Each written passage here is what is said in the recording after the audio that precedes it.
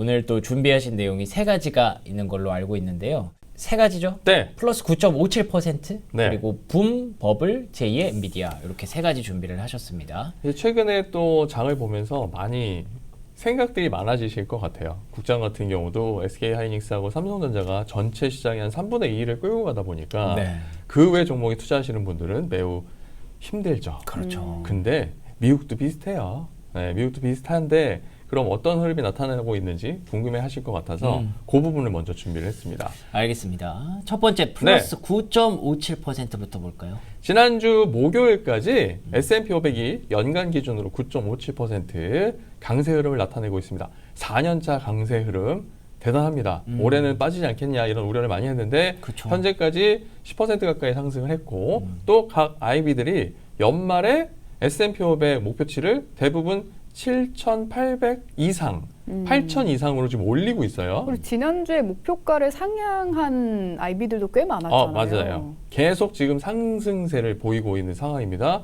실제 실물 경제하고는 좀 거리가 있다고 보여지지만 기대감이 계속 반영되고 있는 가운데 S&P 500은 올라요. 그리고 코스피도 올라요. 근데 내 계좌는 왜 이래?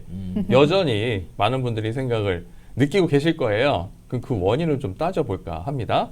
일단 지금 화면에서 보시면 주요 지수의 연간 수익률을 표기를 했습니다. 지금 7%대가 다우존스 산업평균 지수고요. 그 다음에 10%로 표기된 게 이제 9.57%인 S&P 500입니다.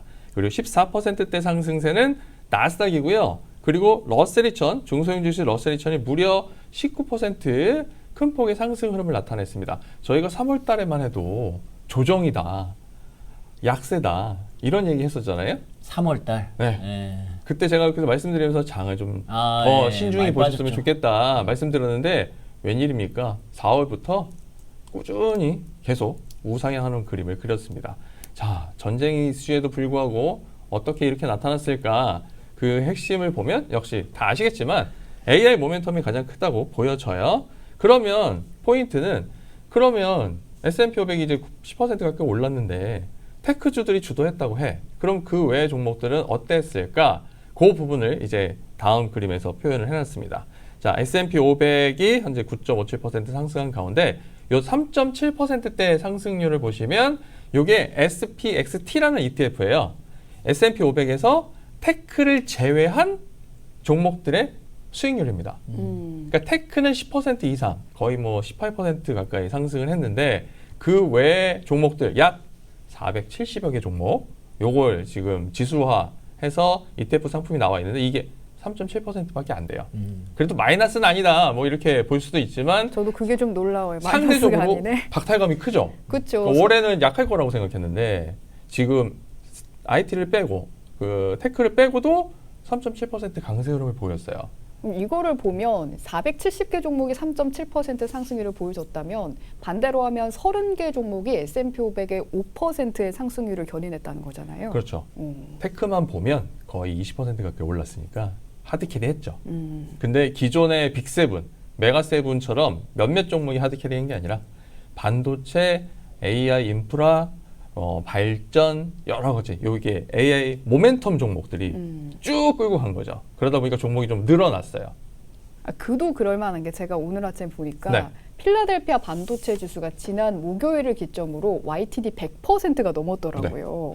그래서 지난 3월 이란 이후의 상승률이 한 89%여서 와, 정말 대단하다 이런 생각이. 그래서 그걸 단적으로 말씀드리면 내 계좌는 왜 이래라고 하잖아요. 그럼 테크주를 안 들고 계신 거예요. 아니면 다른 거에서 수익을 더 내야 되겠다 해서 손바꿈을 많이 하신 경우.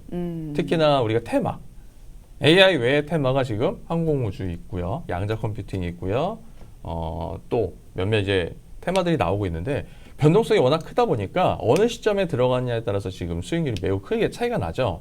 그러면 일반 기본적인 테크를 제외하고 일반 테마주를 들고 계셨던 분들은 대부분 보합이거나 마이너스를 기록할 확률이 매우 높습니다. 근데 내 계좌에는 S&P 500이 없는데 내 계좌는 왜 이래? 라고 얘기하면 투자자분들이 본인 계좌를 잘 들여보셔야 되겠다. 약간 안 좋게 들으실 수도 있지만 현실을 좀 정확하게 짚고 가셨으면 하는 바람에서 이걸 보여드렸고요. 네. 자, 그러면 섹터별로 나눠서 좀 보겠습니다. S&P 500 중에 가장 좋은 수익률을 기록한 종목 섹터 역시 IT에요. 무려 21% 급등세를 나타냈고요.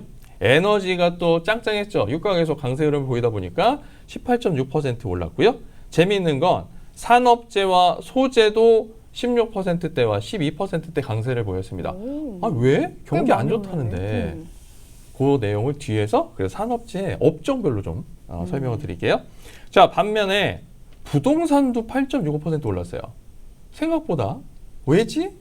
왜냐하면 금리가 내린다고 했는데 내리지 않고 계속 오르는 상방 압력을 받으면서 부동산이 상대적으로 약세 흐름을 보일 것으로 보였는데 현재까지 6개월 동안은 강한 흐름을 보입니다. 대신에 6월 들어서는 상당히 크게 하락 중에 있고요.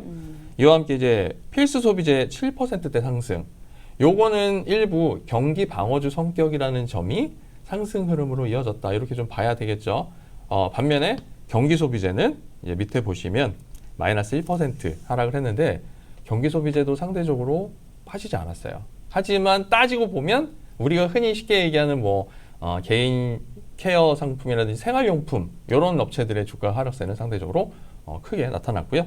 그리고 유틸리티도 4%대 강세 흐름을 나타냈고 커뮤니케이션 서비스 좀 올랐을 것 같은데 왜냐? 알파벳이 매우 강한 모습을 보였었잖아요. 반면에 상대적으로 전 섹터 현황은 좋지 않습니다. 그래도 4%대 상승 흐름을 보였고요. 반면에 헬스케어가 4% 가까이 하락세를 보였고 금융이 2.5% 하락세를 보였는데 금융 쪽은 아무래도 금리 방향성이 불확실하다 보니까 변동성이 커지면서 여기에 또 아이비들 또 자산운용 업계에서는 신용위기 리스크가 불거지면서 자금이 좀 빠져나가는 양상도 나타났습니다. 올해 초에 충격을 계속 받아가고 있는 거네요. 네, 아무래도 그렇게 좀 보셔야 하겠고요. 여전히 이 자산운용, 특히 헤지펀드들 그리고 대체자산운용 업체들이 돈을 어디에 많이 빌려주겠어요? 새로 올라오는 IT, 스타트업에 돈을 많이 제공을 할 거 아니에요? 네. 여기에서 신용 리스크가 계속 커지는 상황이 왜냐하면 이건 또 뭐랑 이어지냐? 소프트웨어 업종의 하락세랑 또 연결해서 볼 수가 있겠죠? 소프트웨어 업종이 그야말로 급전직하했습니다. 상반기에. 제가 계속 꾸준히 말씀드렸지만 소프트웨어 업종은 가급적이면 안 보시면 좋겠다 제가 여러 번 말씀을 드렸어요. 특히 마이크로소프트, 빅세븐, 특히 메가세븐 중에 가치주로 보여지지만 지금 상황에서는 좋지 않다 여러 차례 말씀을 드렸고 그 영향이 현재까지 미치고 있습니다. 그러면 큰 회사들은 버텨요. 근데 작은 회사들은 돈이 되게 급한데 갚을 수가 없으면 결국 그 손실이 어디로 가냐? 자산운용 업체들, 대체자산 업체들한테 돌아가겠죠. 이런 부분들이 미국뿐 아니라 영국 또 유럽 일부 국가에서 신용 리스크가 커지면서 상대적으로 돈이 빠져나가는 그런 모습을 나타냈습니다. 그래서 네. 세부적으로 한번 볼까요? 네. 이제 IT 섹터, 인포메이션 테크놀로지 섹터에는 6개의 산업이 이제 포함이 되어 있는데 자, 이제 숫자만 보시면 48% 급등한 업종이 있고요. 반면에 30% 가까이 급락한 업종이 있습니다. 여기 보시면 반도체와 장비 50% 가까이 상승을 했죠. 그리고 커뮤니케이션 장비 업체, 통신 장비 업체 이것도 마찬가지로 AI 인프라와 연계해서 가겠죠. 43% 가까이 올랐고요. 더불어서 전기 전자 장비도 역시 42% 가까이 급등세를 보였습니다. 여기에 컴퓨터도 잘 팔렸고요. 주변 기기도 잘 팔렸어요. 우리 HP, 델 테크놀로지스 실적 잘 나오고 주가 날아가는 거 보셨잖아요. 네. 이런 부분이 다 반영이 됐는데 자 보세요. 소프트웨어 19.32% 빠졌고요. 그리고 IT 서비스 29.28% 빠졌습니다. IT 서비스 쉽게 말씀드리면 엑센추어처럼 IT 컨설팅이나 서비스를 제공하는 회사 IBM, 엑센추어 등을 볼 수 있는데 왜 빠졌을까요? AI 맞아요. 잠시 네, 꾸려. 네. AI가 혁신적 파괴적 혁신이라고 하죠. 이것 때문에 소프트웨어하고 IT 서비스를 다 잡아먹을 수 있는 거예요. 솔직히 저도 그렇고 우리 명성에 있거나 미정 아나운서도 마찬가지지만 업무할 때 AI 활용하는 정도가 점점 늘어나잖아요. 그렇죠. 누가 해주지 않아도 나 혼자 다 할 수 있어. 컴퓨터에 오류 나면 그 프린트 스크린 찍어가지고 그냥 AI한테 물어보면 대답이 바로바로 나오더라고요. 그러니까요. 이거 누구한테 물어봤어야 되는 것들을 컴퓨터랑 대화하면서 다 해결할 수가 있는 거죠. 이게 바로 실적 우려로 바로 직결이 되고 있다. 그러다 보니 IT 섹터 내에도 이렇게 엇갈리는 양상을 확인할 수가 있었습니다. 그리고 다음으로 산업재를 좀 살펴보겠습니다. 산업재는 도대체 뭐가 올랐을까? 경기가 그렇게 안 좋다는데, 자, 건설 71.64%. 감이 오지 않으십니까? 왜 건설이 이렇게 날아갈까? 댓글에도 저긴 임대라고 말씀하시긴 했지만 네. 데이터 센터 건설 때문에 그렇지 않을까. 임대를 주려면 지어야 되잖아요. 네. 지금 엄청나게 짓고 있단 말이죠. 오히려 너무 많이 짓고 있으니까 미국 내에서도 우리나라도 마찬가지지만 사회단체들이 적당히 하자. 환경 파괴 뭐 여러 가지 소음 그리고 실생활에 생활 전기가 부족하다. 이런 이슈가 나오면서 오히려 건설이나 이런 것들 못하게 하는 이런 데몬스트레이션까지 나오는 상황이죠. 자, 그 정도로 지금 건설 쪽이 강한 모습. 여기에 더불어서 여기도 마찬가지로 전자 장비, 전기업체 장비가 포함이 되어 있고요. 또 장비, 머시너리 30% 안 팔릴 것 같은데 우리가 볼 때. 왜냐? 우리 모르잖아요. 소비자가 아니니까. 산업재에서는 정말 많은 장비들을 찾고 있는데 특히 발전, 소규모, 전기 생산하는 이런 장비들이 판매가 매우 많이 늘어났다. 더불어서 트레이딩 컴퍼니들도 28%는 올랐는데 요건 이제 도소매 유통업체라고 보시면 돼요. 이 장비들을 임대하거나 사서 써야 될 거 아닙니까? 그 유통을 시키는 업체들 여기에 또 빌딩 프로덕트, 이 건설 자재 업체들도 무려 18%대 급등을 했어요. 또 재밌는 건 에어라인스, 항공운송주도 전쟁 나면서 주가 많이 빠진 걸로 알고 있었는데 상대적으로 유가가 많이 오르긴 했지만 실적이 나쁘지 않았다는 점과 전쟁 종식에 대한 기대감이 전해지면서 최근에 또 많이 주가가 올라왔습니다. 그러면서 15%대 상승 흐름을 나타냈죠. 자, 이러면서 실제로 우리가 자세히 많이 보시게 되는 finbiz.com에서 S&P 500 히트맵을 표현해 주는데 이게 이제 1월 1일부터 6월 18일까지 전체를 그린 겁니다. 화면 보시면 왼쪽이 다 녹색이잖아요. 반도체, IT 중에서도 반도체, 그리고 IT에서 빨간 애들은 소프트웨어입니다.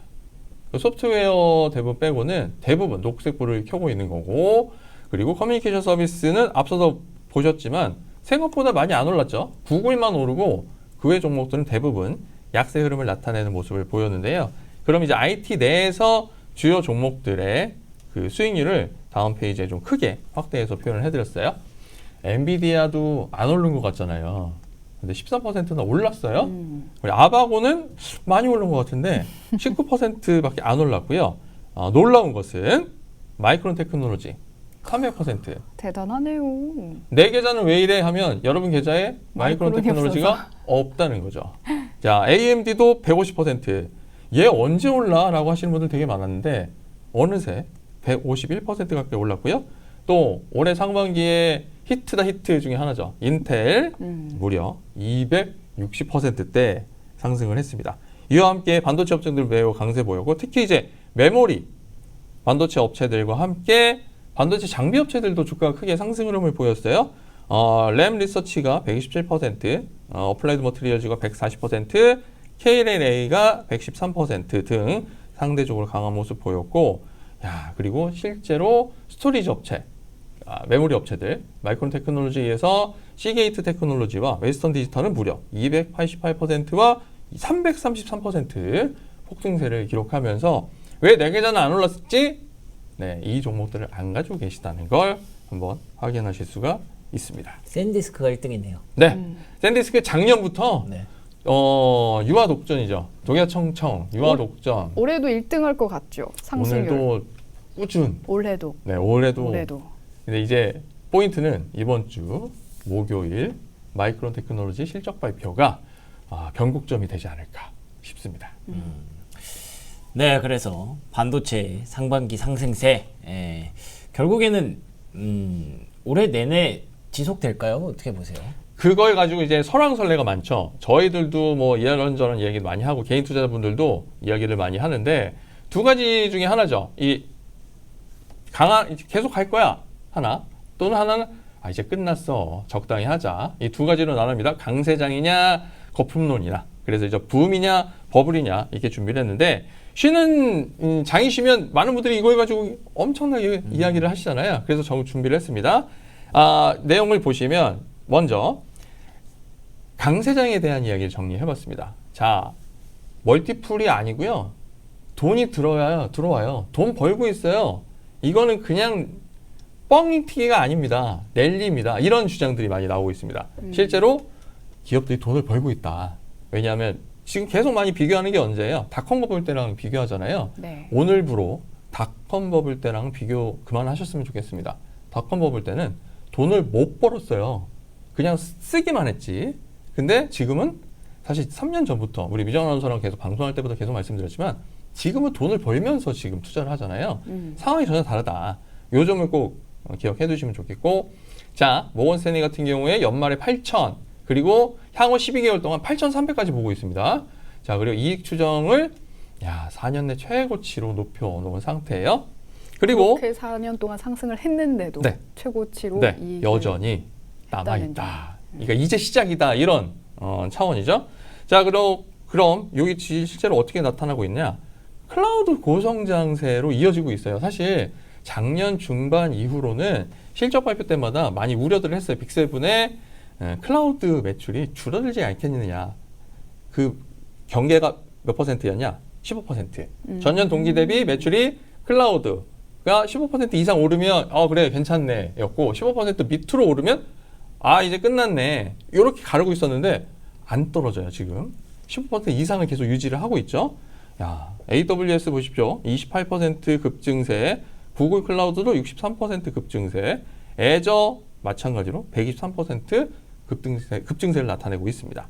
자, 계속 나오지만 지금 빚이 아닌 이익으로 투자를 하고 있다는 것도 제일 포인트예요. 물론 최근에 돈이 좀 부족하니까 채권을 발행하고 계속 돈을 빌려다가 투자를 하고 있지만 빌려다가 쓰고 돈 벌어서 갚고 이게 선순환이 계속 이루어지고 있다. 대형 업체들, 특히 빅7이 요즘에 좀 조용하지 아마 올해 하반기부터 내년 이후의 성과를 보시면 빅7은 계속 가져가는 게 맞다 이런 생각을 하실 거라고 봅니다. 그래서 알파벳이나 엔비디아나 채권을 발행했을 때 인기가 상당했잖아요. 네. 이번에 엔비디아 채권도 거의 4배 이상 자금이 몰렸다고 네. 하더라고요. 그러니까 당시에 잠깐 주가가 흔들리긴 하지만 시장은 여전히 선호하고 있어요. 네, 돈을 들고 가서 투자를 열심히 해라. 네. 그럴 때 우리 투자자분들은 좋은 기회로 삼으셔야 된다. 자, 반면에 그러면 이제 안 좋게 보는 데도 있을 거 아닙니까? 거품이다. 버블론은 계속 나오고 있죠. 근데 그래요. 거품론에 대해서 말씀을 드리면 1999년하고 똑같아. 이런 얘기를 계속해요. 번스타인 같은 경우도 버블이야. 이건 이렇게 얘기하고 있고 또 난리오의 버블 지표 역시 상당히 많이 올라왔다. 안 좋을 때만큼 올라왔다. 요걸 지표를 가지고 얘기하고 있고요. 또 하나 다른 이야기는 닷컴 때보다 지금 돈 쓰는 거는 비교가 안 돼. 지금 돈 쓰는 거는 그때 비하면 너무 많아. 그러니까 지금에 비해서 과거에 돈 쓴 거는 그냥 동전 준 거예요, 동전. 그 정도밖에 안 된다. 그러니까 비교를 안 할래 안 할 수 없다. 이런 주장인 거죠. 특히 매출 대비 KPX가 34%를 차지하고 있는데 지난 2000년에는 그냥 32%가 제일 높았을 때예요. 그보다 낮았으니까 돈 벌어다가 투자하기 바쁜 지금과 그때는 다르다. 근데 재밌는 건 그때는 돈을 못 벌었거든요. 그게 제일 포인트고. 자, 세콰이어라는 그 리서치 업체는 정당화에 연 6천억 달러의 매출 갭이 벌어진다. 그러니까 KPX에 들어가는 돈이 매출 지금 나오는 거 가지고는 상쇄가 안 된다. 이런 주장을 하는 거죠. 자, 그리고 세 번째는 근데 돈을 벌긴 버는데 그게 수익이 나니? 이렇게 접근했을 때 몇몇 빅테크를 제외하고는 여전히 수익을 못 내고 있다. 대신에 투자는 계속 해야 된다. 이게 바로 포인트가 되겠습니다. 그래, 언젠가 돈을 벌어야 되는데 그게 언젠가 언제니? 라고 했을 때 딱히 답을 내놓을 수 있는 기업들이 많지 않다. 우리가 흔히 얘기하는 빅7 외에는 사실 없죠. 실제로 소프트웨어 업체들이 AI가 등장하면서 매출이나 수익이 줄어드는 모습이 지금 나타나요. 그런 부분이 계속 시장에 부정적인 영향을 미치고 있습니다. 그리고 뱅크 오브 아메리카 같은 경우에는 이제 상승률은 4%밖에 안 남았어. 꺾일 가능성이 높다. 이런 경고도 하고 있는 거죠. 시장은 너무 좋은 거 다 알겠는데 너무 급하게 너무 많이 올랐지 않느냐에 대한 경계감도 시장의 그 상승에 대한 좀 부담이 큰 것 같습니다. 맞습니다. 그래서 이 논쟁은 to be continued예요. 계속 될 거예요. 올해 말까지 되겠죠. 그리고 내년도 이어질 거라고 보여요. 왜냐? 돈은 벌고 있고 투자는 계속 늘려가는데 이게 계속 순환이 되다 보니까 삐끗하지 않으면 계속 돌아간단 말이죠. 자, 그래서 일단 논쟁은 계속되는데 꼭 기억해 두셔야 될 거는 조정은 일부씩 나타나고 있다. 왜냐? 지난 1분기 때처럼 주가가 마구 상승하는 경우는 지금 없어요. 쉬어가죠. 빠졌다가 올라갔다 빠졌다 올라갔다 변동성이 나타나고 있다는 건 시장에서도 이런 부분에 대한 우려가 나오고 있다 볼 수가 있습니다. 그리고 엔비디아 같은 경우도 PER이 30대 초반에서 지금은 20대로 조금 줄어들었다. 근데 이건 좀 역으로 보시면 어떨까? 안정적으로 계속 매출이 성장하면서 주가가 상승할 여력을 충분히 보여주는 종목은 역시 엔비디아가 아니겠느냐. 이렇게 또 결론을 낼 수가 있을 거고요. 그리고 포인트 이후에 따져보셔야 될 거는 수익화예요. 그래서 돈 벌었어? 돈 벌었는데 남았어? 요게 포인트죠. 돈이 남았냐? 요걸 잘 챙겨 보셔야 돼요. 그래서 이제 AI 언급하는 기업들은 돈이 덜 몰려요.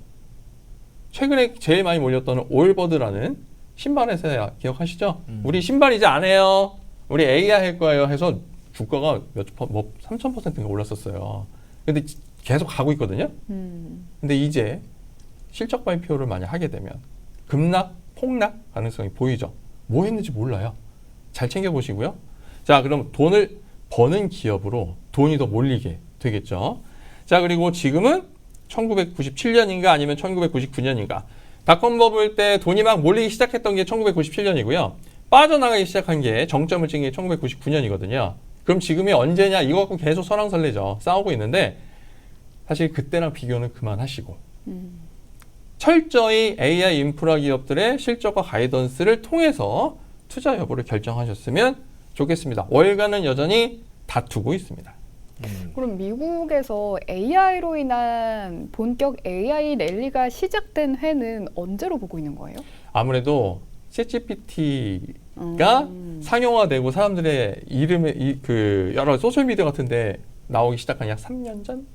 이때로 봐야 되겠죠. 네, 사실은 그 처음 원조로 돌아간다면 원조는 좀 그렇지만 우리 바둑 알파고 나왔을 때가 시작이라고 봐야 되겠죠. 최근으로 보면. 근데 본격적인 AI 랠리가 시작된 것은 3년 전.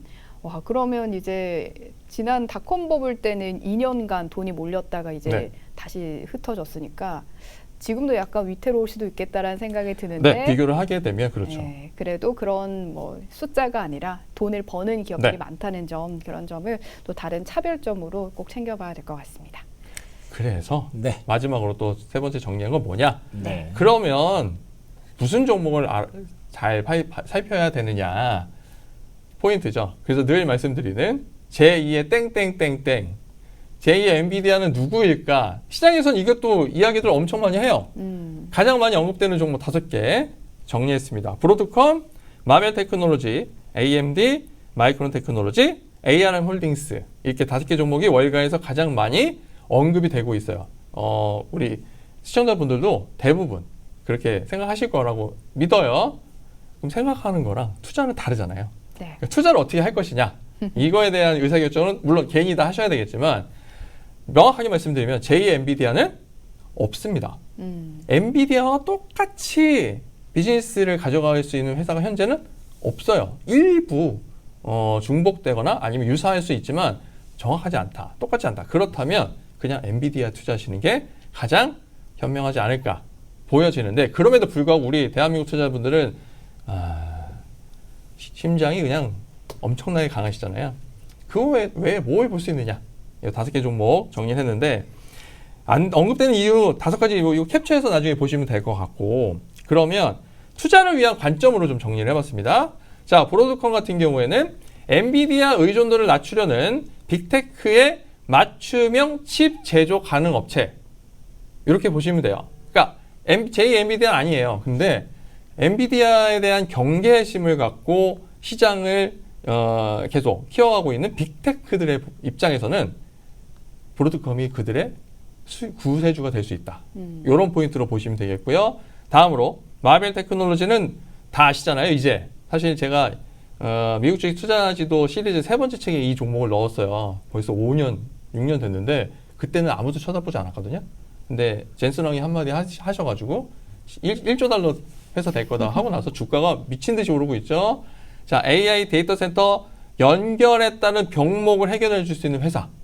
마벨 테크놀로지 이렇게 찍어서 보시면 되겠습니다. 자, 그리고 AMD는 확실한 넘버 2예요. GPU, CPU 두 개 시장에서 확실한 넘버 2인데 제가 뒤에다 사족을 달았죠. 영원한 넘버 2. 넘어서기는 어렵습니다. 사실 제2의 엔비디아라는 이름에 가장 적합한 기업인데 맞아요. 중요한 것은 영원한 2등. 네. 이건 뭐 길게 설명드리지 않겠어요. 제가 하도 자주 말씀드렸으니까. 자, 그리고 마이크론 테크놀로지는 다 아시잖아요. 미국 반도체 자존심이라고 할 수 있습니다. 더불어서 AI 인프라 랠리의 두 번째 축. 왜냐? GPU가 있어야 되면 또 하나 HBM이 있어야 되잖아요. HBM의 기본, 기준이라고 보면 되겠죠. 여기에는 삼성전자와 SK 하이닉스도 포함이 됩니다. 자, 그리고 AR홀딩스가 최근에 또 급격하게 너무 주목을 좋아요, 받고 그게. 있어요. AI 컴퓨팅 구조가 계속 변경되고 변화하고 있잖아요. 여기에 가장 큰 수혜를 받을 것으로 예상되는 게 바로 AR홀딩스가 되겠습니다. 이게 무슨 얘기냐면 이제는 만들어서 파는 것보다 로열티, 지적재산권을 가지고 돈을 버는 회사가 더 수익성이 좋을 거 아닙니까? 그런 포인트에서 투자 차원에서 보면 AR홀딩스가 로열티, IP 수혜주로 아주 적합해 보이는 종목 중에 하나다. 이렇게 보시면 되겠습니다. 알겠습니다. 그래서 제2의 엔비디아 찾기까지 반도체에 대해서 어쨌든 긍정적으로 좀 보는 시선이 확실히 많다라는 거고요. 뭐 사실 5개 종목 여러분들이 저희보다 더 잘하실 거예요. 이제는 그렇기 때문에 그 안에서 슬기로운 투자 하시기를 바라겠습니다. 자, 그럼 체크인 뉴욕 여기서 마무리하고요. 저희 내일 아침 이 시간에 다시 찾아뵙겠습니다. 시청해주신 여러분 고맙습니다. 고맙습니다.